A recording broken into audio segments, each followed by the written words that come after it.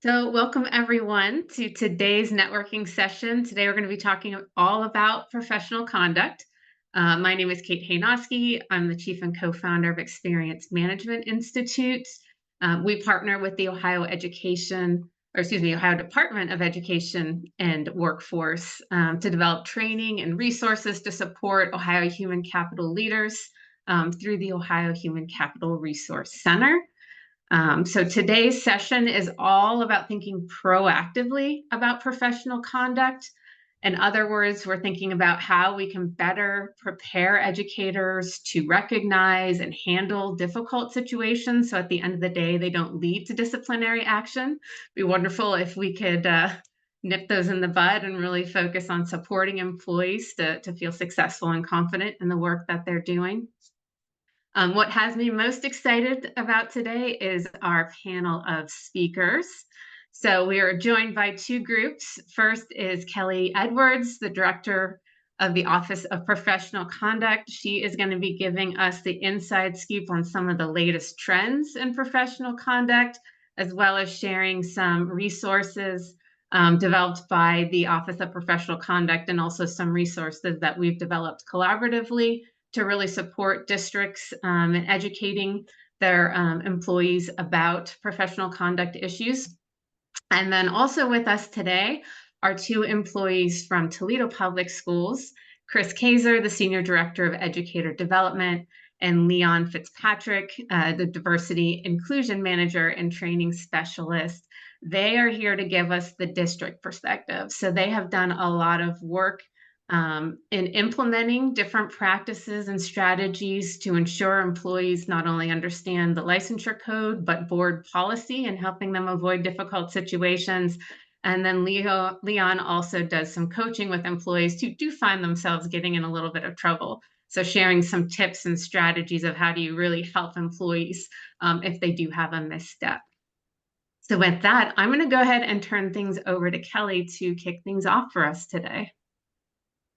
Well, thank you so much, Kate, and thank you for the invitation. I was really excited when I heard about this because I actually had the opportunity to go through the PCHLE process years ago. I believe Kate was actually my trainer and Stephanie was probably in my cohort. I'm trying to remember, but it was years ago.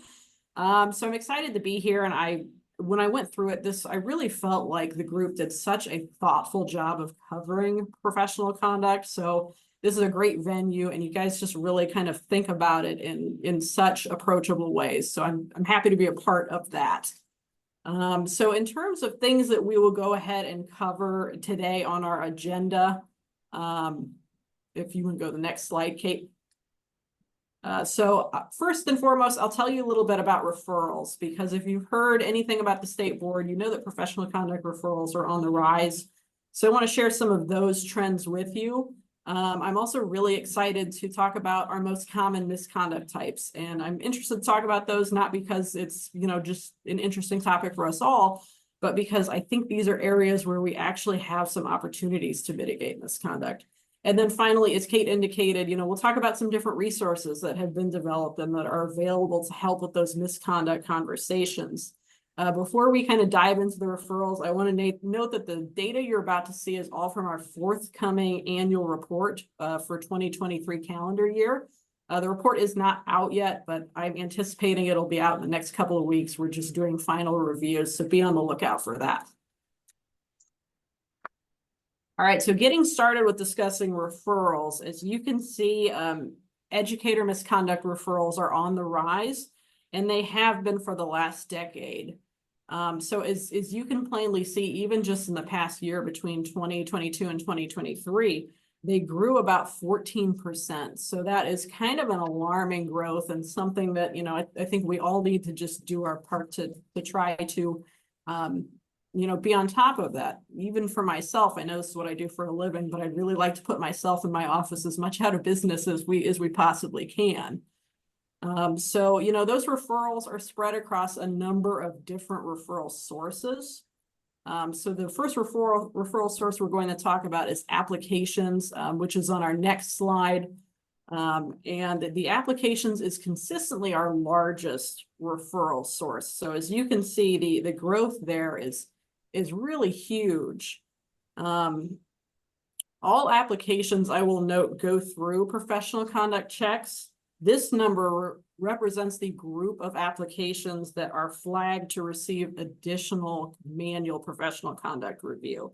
So applications can be flagged for a number of reasons, including failed background checks, prior misconduct issues and cases, as well as application disclosures. As you guys are all aware, there are certain criminal history and professional discipline questions, and that can be another triggering factor for applications. That, however, is not our only referral source. We have a number of other non-application referral sources, which are consistent drivers of the work that we do as an office. So, you know, as you can see on this slide, this provides a little bit of perspective, this as well as the next slide, as with regard to the growth that we're seeing in other areas. You can see far and away, RAPBAC is the biggest non-application referral source that we're receiving. And, you know, as a reminder, RAPBAC is those hits that we get, you know, anytime someone has some sort of engagement with the criminal system. So if you are arrested, if you are charged, or if you have a conviction. And, you know, this growth when compared to 10 years ago is pretty alarming. So I will say I started with professional conduct in 2014. And during that calendar year, we had only 526 RAPBAC hits. We had 400 school district referrals and 235 citizen referrals. So the growth is just simply, you know, it cannot be ignored that we're just kind of growing across all areas. So moving into investigations, I wanted to give you guys a window into what we're actually investigating. So unsurprisingly, applications are our largest source of investigations, followed by school district referrals. I will say for 2023, we opened a total of 1,277 investigations. That's 5.5% of all referrals. So we're still investigating a relatively low number of Ohio educators. I want to kind of highlight school and district referrals, one, because that is probably what's most salient, you know, to this group, as you guys being the source of those. But also I wanted to highlight those as one of the most significant sources of investigative work for our office, as these are cases that can be more complicated in nature, that might require the gathering of extra documentary resources, as well as a lot of witness interviews. Okay, so enough about referrals. I know what everybody is probably most interested to learn about is what are the offenses? What is happening, you know, with misconduct in the education community? Well, I did find the top 5 offenses for 2023 to be very interesting, as I indicated earlier. So you can see that our top offenses, criminal offenses, followed by falsification of application, physical altercation and abuse, inappropriate electronic communications, and then finally inappropriate behavior. I will say criminal offenses, that is commonly the top offense, so I'm not surprised to see that. Falsification is another one that tends to loom large. I will note though, and you guys are probably already aware, that we actually made some changes to our applications in May of this year to try to mitigate it against this and to try to make it easier for returning educators to correctly answer these questions without being flagged, you know, needlessly by the Office of Professional Conduct. So I'm actually hoping that one goes down in future years. But I think these 3 at the bottom are by far the most interesting to talk about, because these are offenses that with the proper tools, I think we can reduce the volumes that we are seeing of these cases. Before we kind of move on to some of that how we can mitigate, though, I do want to give you an idea of just how these have increased, at least in the past year. So physical altercation and abuse is up from there only being 62 of these allegations that we investigated in 2022. So that's a pretty big jump. Another huge jump is in 2022, we only investigated 39 allegations of electronic communications issues. So that's another pretty big jump. We did see a slight decrease from the inappropriate behavior, which was at 69 cases or allegations investigated in 2022, but that is one that's kind of been, you know, I'd say a little elevated since we returned largely from the COVID times, and we'll kind of talk a little bit more about that. So that begs the question of what can we do to mitigate these types of misconduct? For the criminal, I think it all starts, you know, with all of you and, you know, with vetting who you allow in your buildings. So as we're talking about people who are new applicants, they have certain standards for initial licensure as it relates to the criminal convictions that, may be disqualifying and may kind of bring them into having a case with us. So I would encourage you to pay close attention to those background checks, take them seriously, and familiarize yourself with, the standards for initial applicants for hire, which I have linked here. Another thing that, you need to be doing as you're kind of bringing people into your building is, be aware that you are required to check educator profile to see if these individuals have any past discipline with our office, because I know not everyone who's coming into your building is going to be brand new and never licensed before. You might have folks who are coming from another district, and you want to have a full kind of idea of what their professional history portrait is. Another kind of optional check that you can perform, and that I have also included information on, is you can reach out to us to ask for copies of the referrals. The law does allow us to provide some limited materials relating to past referrals. Specifically, these would be referrals made by previous school districts and employers. So that is something that you can ask for and is available to you. For current staff, I think it's kind of a different question. Again, we talked about ratback hits and how high they have risen, over the past several years. It really comes down to needing to make, continuing educators and other continuing licensed staff members aware of the fact that the conduct they engage in outside of the classroom can have an effect on their professional career. And to just give you kind of an idea of the types of offenses, criminal offenses that really loom large and that we see most frequently with continuing educators, is we see a lot of theft offenses. You'd probably be surprised to see how many people are mis-scanning things at a Walmart or a Kroger.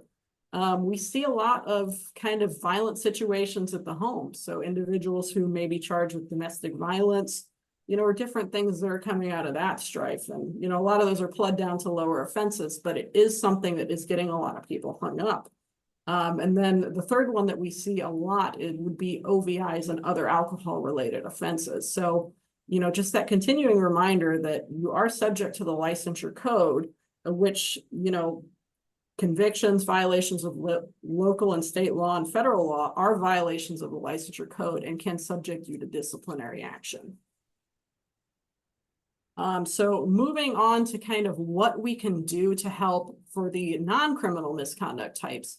I want to focus first on new educators, because I think there's an interesting distinction that's kind of coming forth as some of the licensure standards change, or how we can help new folks in the profession as opposed to folks who have been there for a while.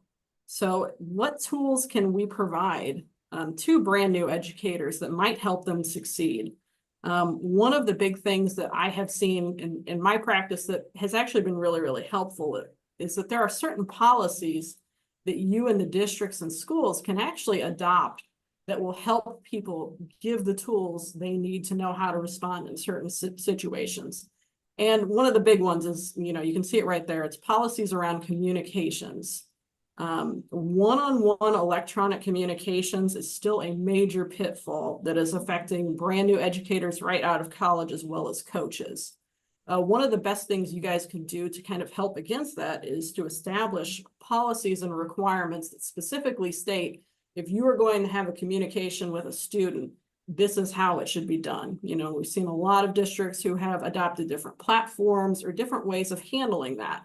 But when you adopt that, everyone kind of knows what the expectations are, and that really helps people, to not find themselves in a spot. Because I will say a lot of these one-on-one communications that might happen through social media or text, I don't think people are starting with the worst of intentions, but it can become a slippery slope where before you know it, you may find yourself in a very kind of serious realm of misconduct and something that could have great licensure impacts for you, as well as a really harmful effect on the student.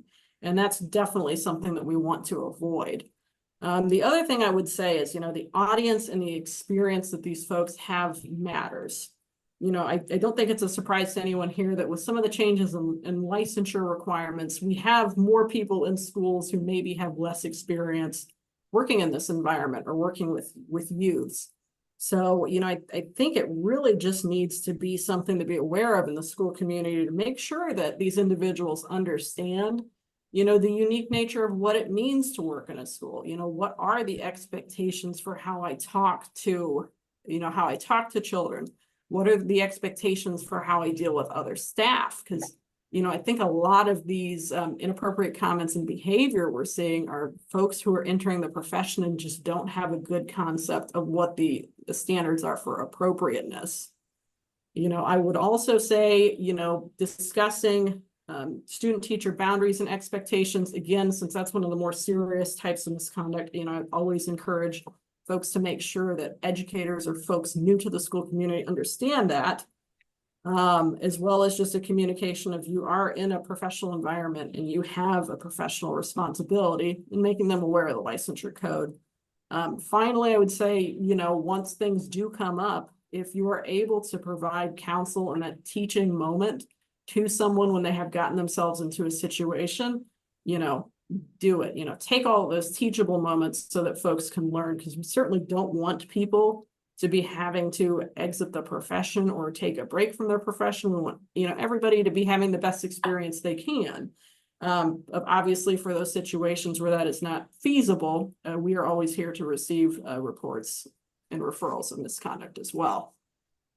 So the current educators, it's kind of a different group and has a little bit of different trends that I have seen with them. So for the current educator, they also need tools to succeed, but sometimes those tools might be a little bit different. I think policies can help them as well, because one of the things we see with the current educator is what I would like to refer to as reactive misconduct, is you have challenging situations that you're dealing with student discipline or other student situations where you need to intervene, and potentially you need to intervene physically. As a district, putting policies in place that inform the educator as to how they should respond, if a physical altercation with students were to erupt around them, or if a student were to act in a manner such as to require some sort of physical intervention, that can be a tremendous help in combating this sort of reactive misconduct. Because, we see all sorts of things. We see folks who are frozen and who don't know how to act in the situation. Or we see folks who insert themselves, I would say, maybe when their help isn't necessarily wanted or desired, or they go over the line in some of their response. But, making it so that somebody doesn't have to ask the question in their mind of what is it I'm supposed to do here can really be a great service to them and to everyone. I'd say training helps as well. The top trainings that we tend to require as part of rehabilitation, through our processes would be PBIS and CPI. So that's always a really great thing to provide the folks. I think you guys can probably tell that student-teacher boundaries is one of my bugaboos, so I can't speak enough about how much I think that that's always a useful training for folks to really remember that line of professionalism. And, veteran educators also benefit from just a really good support system, to the extent that you see that they might be struggling with a student who is presenting continual challenges and is really kind of challenging them on a deeper level. What resources can you provide them to help them through that so that, they can kind of form a plan and know how they're going to react. Additionally, just keeping an eye on burnout, because I think that's another contributor. We all have so many things on our plate. And when you have all of these things affecting your bandwidth, it affects your response. So I would say that's another, really key one to think about.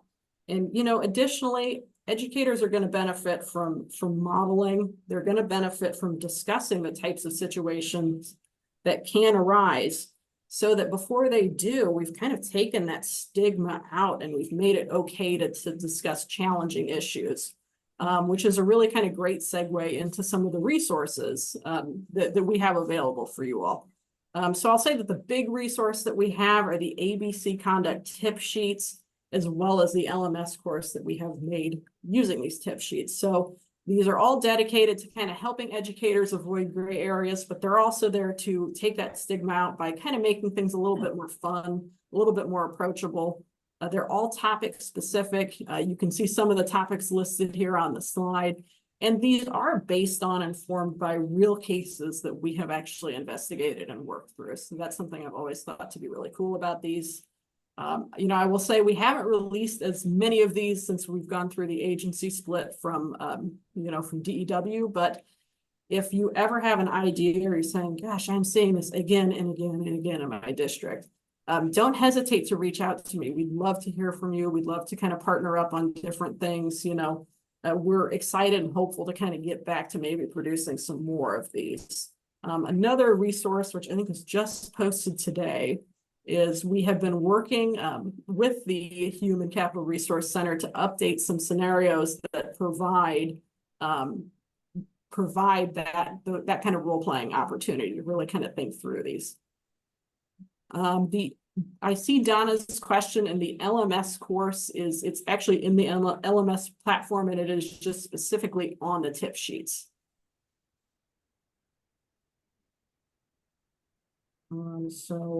And Kim just dropped a link to those brand new scenarios and facilitator guides. So again, another great resource to really support that, removing the stigma and having these conversations up front and helping people anticipate, if you're in this situation, what is the appropriate response. So this is something that's super easy to take and implement as part of staff meetings, as part of annual professional development conversations, as part of new employee orientation.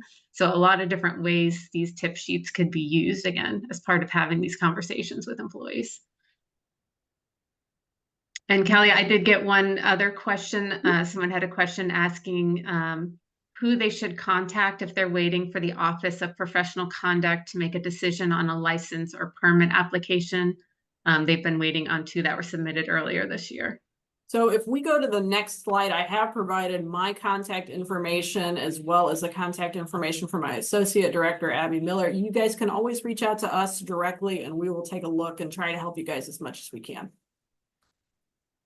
And then, that really kind of captures most of my content. I do want to give a shout out to my next slide, the Stay Connected slide. We're putting a lot of great resources out there in the world. We've got a newsletter and we're trying to communicate with everybody now that we are a much smaller group. So, these are the different ways that you can connect to and reach out to us. But otherwise, I'd be happy to take any questions. I don't know if we have much time for questions. Yep, we do have some time for questions if anyone wants to either unmute or drop a question in the chat. I will also give a plug for the newsletter because it covers not just professional conduct, but licensure. And I know people have trouble keeping up to date with trends in licensure. So you get a lot of great information by signing up for that newsletter.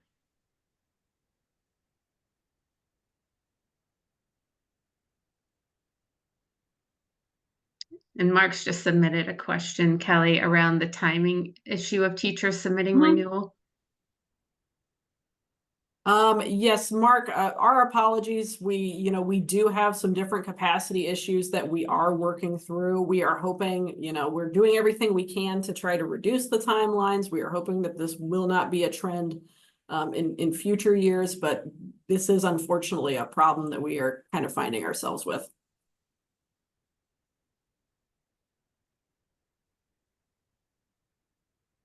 All right, feel free to keep dropping questions in the chat, but we do want to make sure we give time to Toledo Public Schools to also talk about some of the work they've been doing.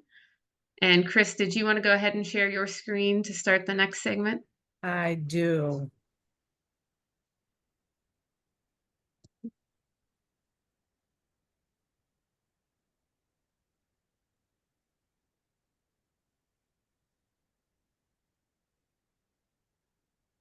Okay, are you seeing that, Kate? Yes, I am.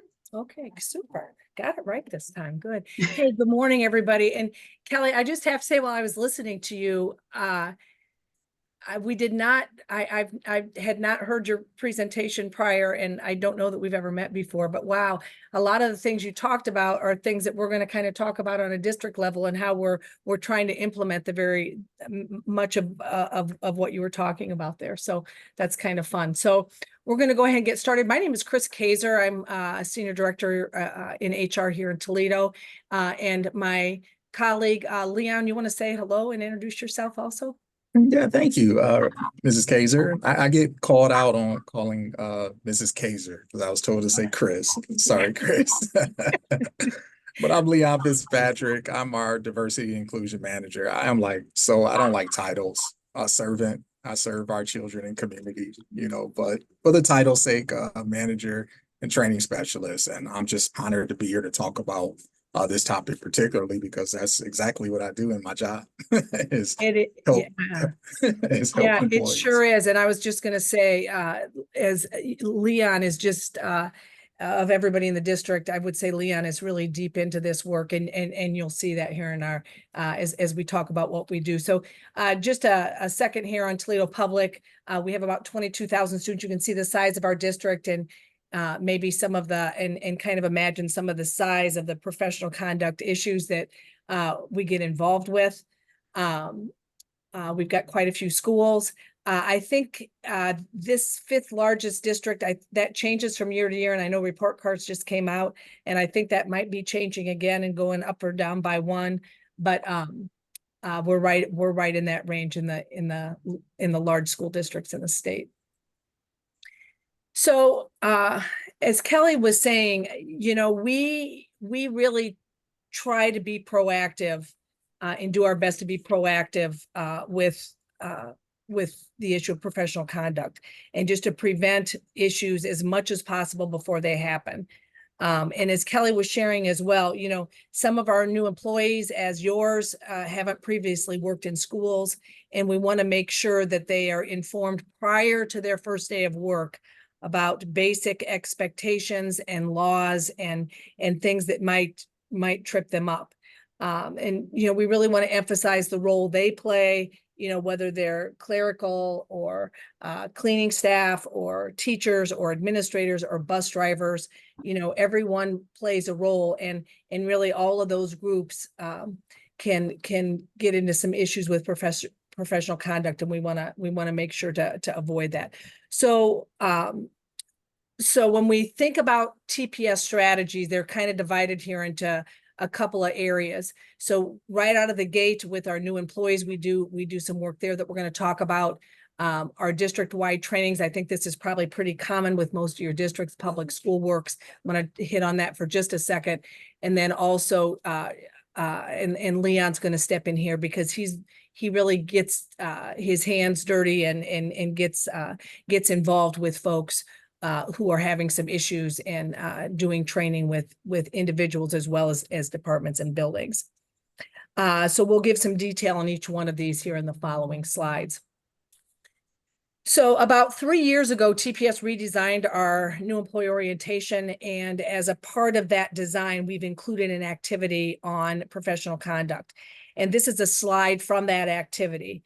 And it's funny, we do this at the end of a 4-hour orientation session. And I will tell you, I've been in the meeting and conducted the orientation myself. And this is at the end of 4 hours, you really see people come alive and get engaged and re-engaged when we come to this activity. We hand out excerpts from key board policies, and these were selected just by looking at some data, and also in conjunction with our attorneys who help us deal with some of the professional conduct issues that we see and get involved in. And these are some of the ones, many of the ones that Kelly mentioned as well. And we see that here in TPS. So after we've given our folks an opportunity to just have a few minutes to review these key policies, we divide them into small groups and we pass out scenarios, and we have 6 of them. And after some, we give them some discussion time, and then in their small groups, and then ask them to share out answers to the questions posed here. And you can see that this one is really about just kind of benefiting from their job as a teacher to recruit students for pay to take lessons. And so obviously there's an issue with that. And they can see that in the board policy. And we talk about, and I think this is a really good part of the discussion, what she could have done differently, rather than send a notice out to parents that she's giving lessons and don't they want to sign up. So I'm not going to go through each one of these. We have 6 of them. I did list them. After they give their answer and share out, we do go over just all the ins and outs of that board policy and what it means. And we also link them to the conduct sheets whenever they apply, to just to highlight those and to let everybody know about that resource that's available. These are additional scenarios, and I'll just read through them here quick because I think you might find them interesting. And they do generate a lot of really interesting conversation. One is about a teacher just complaining to her next door neighbor about a difficult student at school, and just kind of sharing some information, some private information that she shouldn't. This is about a coach who changed the date on a signed document, and this gets to one of the points that Kelly was making as well. And we give some detail, a little bit more detail in each of these scenarios, as you saw in that first slide. This was a coach who had planned to take the training and had it on his calendar, but he was a little 2 weeks late in doing so. So he just changed that date so he would be certified when he needed to be. And so we talked that through. A co-worker describing being hit on by her supervisor and that she's uncomfortable, but asked you to promise not to do anything about it. What do you do in that situation? Your colleague posts on Facebook that he's attracted to young girls, stating the younger the better. And you've seen that on his Facebook page, and you know, what is your responsibility there? A teacher is interviewed on local news, and this is a rather timely one, about his opinions on the candidates in the current election. And so he is on the news, on the local news, and does not contact the communications office before doing so. And that might be a little bit specific to your own school and board policy. But we put that out there and talk about it and look back at our board policy and how we want our employees to behave in that situation and all of these. So it really does generate a lot of good discussion, and it's kind of a lively time in our orientation session. Then you kind of think about, so that's our new employees, and for our ongoing and veteran employees, we do prescribe to Public School Works and the annual trainings there. But I can tell you something we've added in the last 3 or 4 years is that we have added additional trainings to our Public School Works that aren't the CAN trainings from them, but things that we are seeing spikes in and things that we want to address with everybody, and just make sure that our employees are reviewing those keyboard policies. And these are a couple that we've done in the last year or two: keyboard policies, appropriate workplace behaviors, and again, social media, personal and professional use. And, you know, there's quizzes at the end of all of those so that we know that all of our employees are aware of the policies.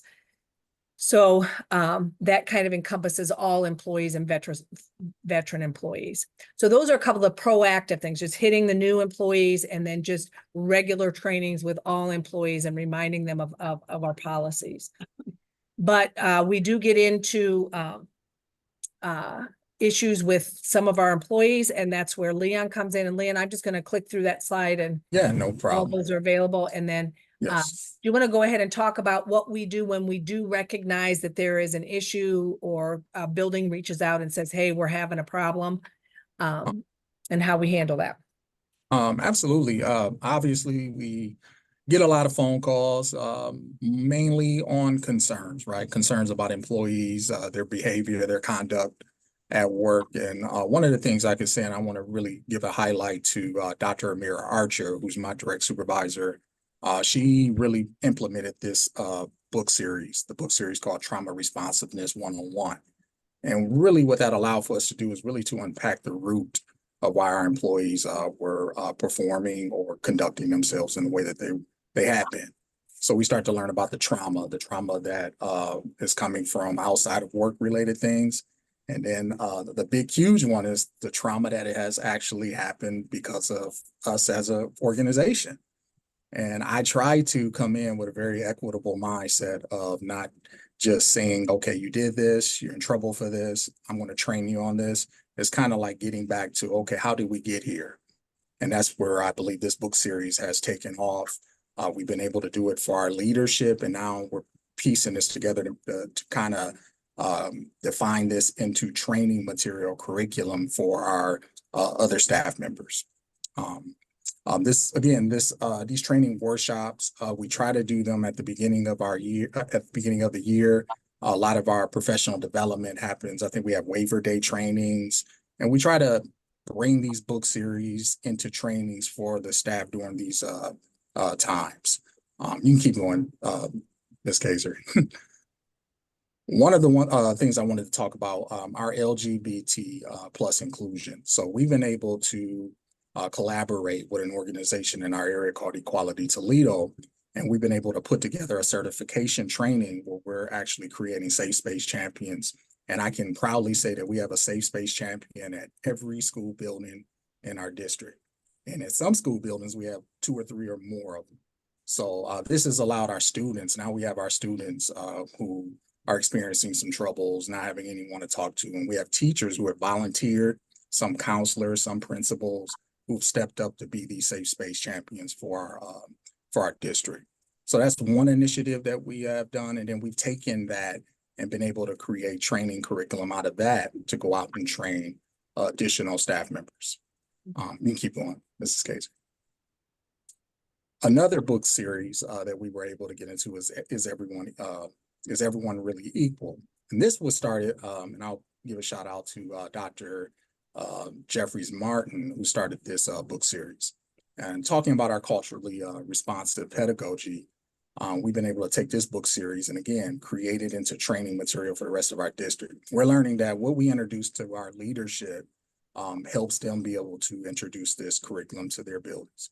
So we come in as a resource to help them with that. But this information is already being facilitated because a lot of our leaders are already taking this training series or this book series. So they're taking this information, bringing it back. We come in. None of this seems like it's unfamiliar because we're all talking about it collectively as a district. The other piece of my job, which I love, I'll put out there, I spent 22 years in law enforcement, so my whole career was based on de-escalation. But resolving conflict and de-escalation, we try to get away from the term mediation. So we're trying to get into what does resolving conflict look like? Because it doesn't have to always look like a mediation.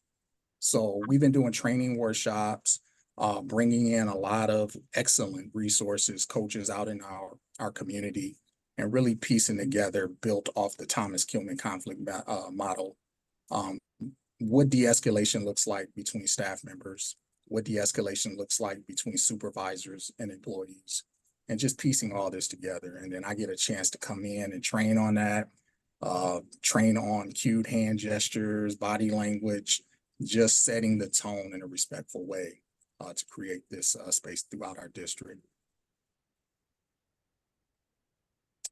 which has led to the individual training and coaching. So I don't like to call myself the consequence. So anyone that comes to me and they come to me for disciplinary reasons, I say, I'm not your consequence, I'm a support. So I lead with that because if I'm the consequence, they're going to shut down. Many employees are going to shut down with me. When I'm a support, I'm coming in and I'm not judging you based upon what I'm reading, because I always do a first initial assessment. And in that assessment, I get to learn the root of how we got here. And I kind of go back to go forward, kind of per se in my coaching style. So I'll learn how did we get here, and then I'll learn a whole lot of things that we did wrong here at TPS as well. And then I get to try to package together the best type of support that I could offer that person. And then that's where we start to build out the one-on-one initial assessments. I always go back to their leadership or their supervisor to figure out what's happening in your department. Is there a culture issue happening in the department? So that helps me facilitate the best training for the one-on-one sessions that I do.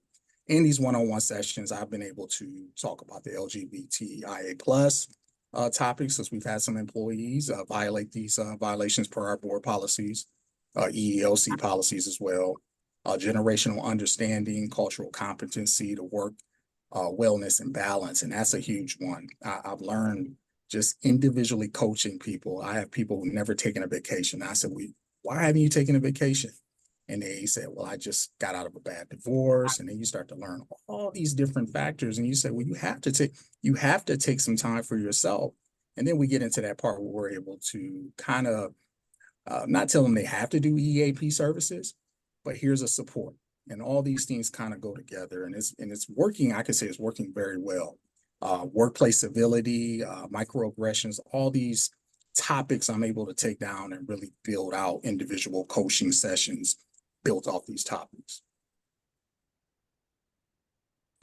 In my coaching, when I'm reporting these things out, of course, I'm doing what topics we're discussing, and I report out every session that I have with an employee. I let the leadership know what's working. I let them know the challenges and concerns that I see just based upon our sessions that we're having together. I give some next steps. So I'm giving some activities for our employees. I would say like some homework, because I want to see that this stuff is working, testing the water to see if these things are working. I share out those notes, and then I share that information because I don't ever want the employees to feel like I'm doing something that's behind closed doors. So I share that out with them as well. So everybody's on the same page of what we're doing. Yeah, and we're just so fortunate to have someone like Mr. Fitzpatrick in the district. I think you can probably tell from his demeanor that he's just really great with people and working through problems with people. And we are very fortunate to have somebody that can be so dedicated to that work, and that, we can deploy him as needed. And it's just been a great resource for us and for our employees. And so just real quick, as we've talked today, just a couple of things that we've learned, and just some takeaways for you all to just be proactive. And you've heard about some of that as we've chatted here for the last few minutes, just by providing training and resources prior to problems developing, to make sure that you're including all employee groups. I think sometimes when we think about professional misconduct, we think about teachers or people in buildings, but we're really trying to include everyone in this training and in this support. We have had professional conduct issues with all different groups of employees, and we want to just make sure that we are including everyone in our trainings. To track and utilize employee discipline data, do you have a tracking system? Do you know the areas and the percentages of incidents? And then what are you doing with that information, and how are you developing supports around your data for your employees?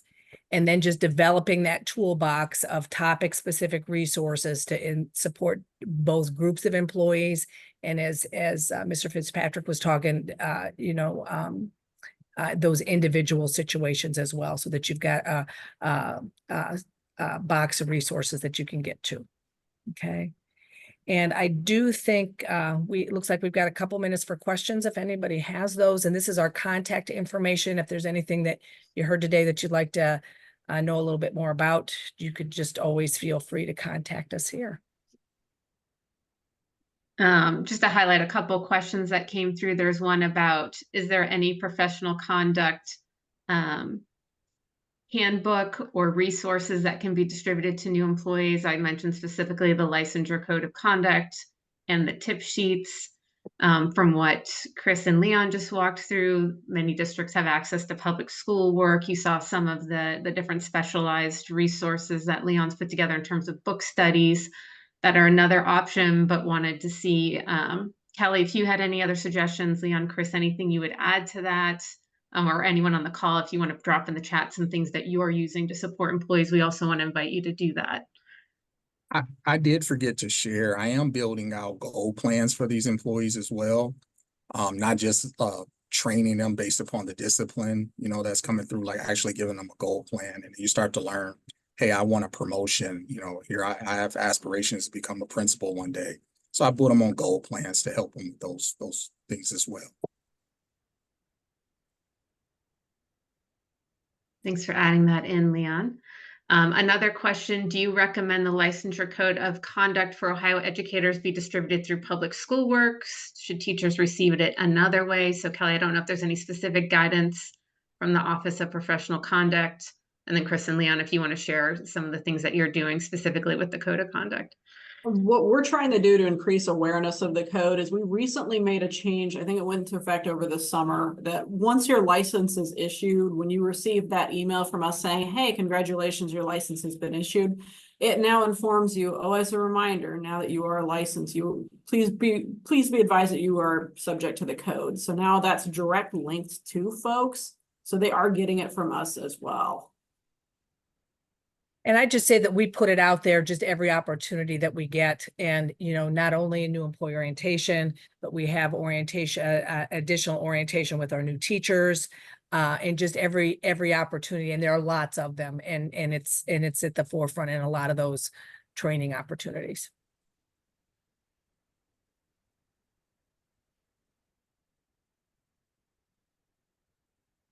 Another new question just came in. Todd said he's new in learning about the HR world, so he wanted to know if anyone has a tracking system recommendation. So how do you keep a handle on all this data associated with professional conduct?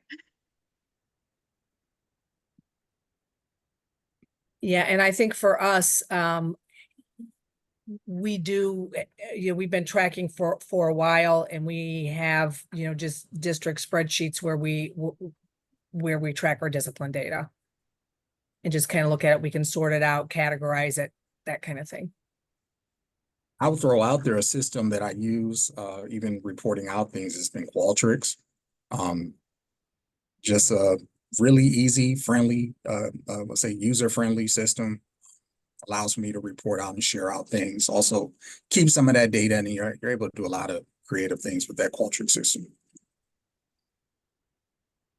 I'll add, with any sort of data tracking system as it relates to professional conduct, just make sure it's secure and confidential, because you certainly don't want that becoming out more publicly available. And again, if anyone on the call is using a specific system or process in their school district, please add that in the chat to help enrich the conversation. I'm sure there's lots of different ways people are tackling data.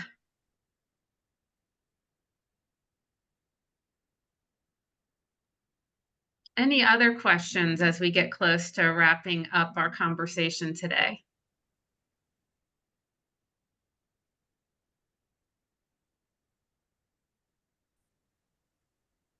Kate, if anybody wants to contact us about resource or anything, I'll drop our contact information again in the chat. I know the PowerPoint's down, but we'd be happy to share any of the resources or chat about anything that we talked about today.